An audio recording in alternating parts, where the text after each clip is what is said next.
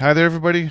Welcome back to All About Employment by DC Recruiting. I'm your host, Dave, and today we're not going to talk about how to get a job. We're going to talk about how to properly leave a job in a few steps.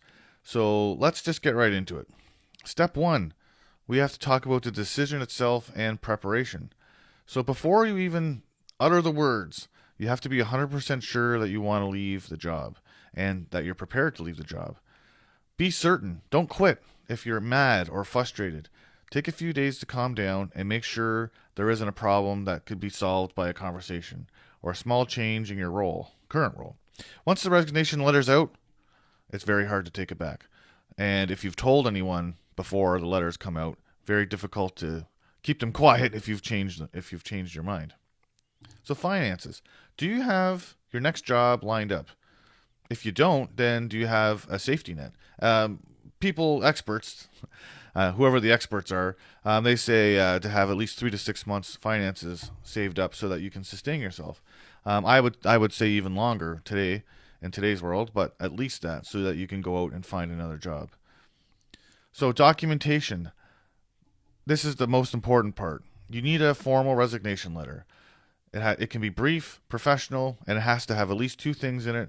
It has to clearly state your intention to resign, and it should have your last day of employment in there. So don't use the letter to air grievances. That stuff can come later. Keep it positive, which I don't know how you keep it positive, other than to say I'm positive I'm leaving. At least it has to be neutral. Like I am leaving. I intend to leave, and this is my last day. So let's talk about step two, the 2 week notice, right? So we've said you're going to give 2 weeks notice. Well, let's talk about that a bit. Standard professional courtesy is 2 weeks notice. It's not a legal requirement, but it's a non-negotiable step if you want to leave on good terms. So how do you stay professional? How do you make sure you're following procedures? One way is to check your contract if you have a contract, whether it's a collective bargaining agreement or a separate contract with the company itself. Some places have different rules. Places might want 4 weeks, or they might have different things they want you to do if you intend to leave. If you have equipment or whatever, like there might be requirements that you have to follow. In your actual meeting, basically, well, they don't have a meeting is the point. Don't just slide a letter under your manager's door. Make sure you have a meeting. Sit down with your direct supervisor. Tell them the news in person or a video call if you're working remote, and start with something simple like I made a difficult decision to resign. Whatever. Like just try to be professional about it. Not like screw you guys, I'm out of here. Um, so the next step is exit interviews. Handling your exit interview should you have one, and the actual transition. So some places will do exit interviews. HR will offer that to you, and it's to provide constructive professional feedback. So again, not a chance to complain about your boss. Just sort of focus on systemic things, like things in the company that could get better, so that they can retain people. If you can't say anything nice, just be vague and just say, "Hey, listen, I'm just pursuing a new opportunity that's more aligned with my long-term goals." Something like that. Just say something professional. Don't try not to be too negative. The next step is like the handover. So this is where you can really solidify your legacy, if you want to call it that. So just make if it's a type of environment where this is viable, take the time and make a detailed transition plan so that the next person who takes over knows what your projects were, where you were in them, some of your long-term goals, some of the conversations you might have had with your direct supervisor to make the transition, obviously smoother. I mean, that's a good way to not burn a bridge, right? Um, Now, when it comes to communication with your colleagues, just be honest and brief. You can tell you're really trusted people that tell them personally, but you got to avoid gossip and negative comments. I mean, if you do all the work to make the transition possible, don't ruin it all by saying what you're really thinking to other people, because that'll get around to you. All right. Now, in the fourth step here, it's what to expect next. So what could the company do that might throw you a bit? Well, you might get a counteroffer. So the company might go and say, "Well, listen, we listened to everything you had to say in the exit interview. We really don't want to lose you, so here's a counteroffer." But you got to ask yourself, um, you know, you ask yourself, well, why?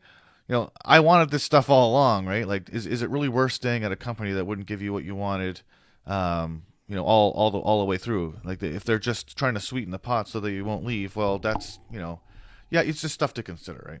So think carefully before you accept a counteroffer.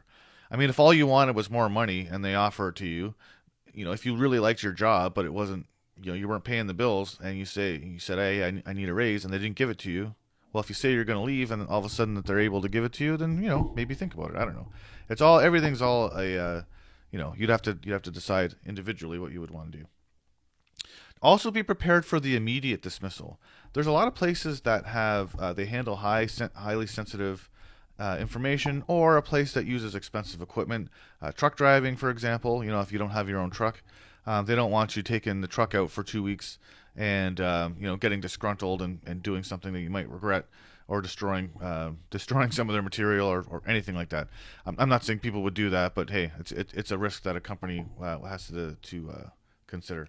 So yeah, they might ask you to just pack your stuff up and leave right away, and they'll pay you for your 2 weeks, but they'll tell you not to come in. This is a term I've never heard of before when I was researching this. It's called a garden leave. I don't know what that means, but stick it in the comments if you've ever heard that before. But yeah, it's called a garden leave, and it's just to protect the confidential information the company has, if they feel the need to do that. Just don't argue with them if they say that. Honestly, it's 2 week vacation paid. And then you can get an early jump in your job search if you haven't found something. So that's something that could happen.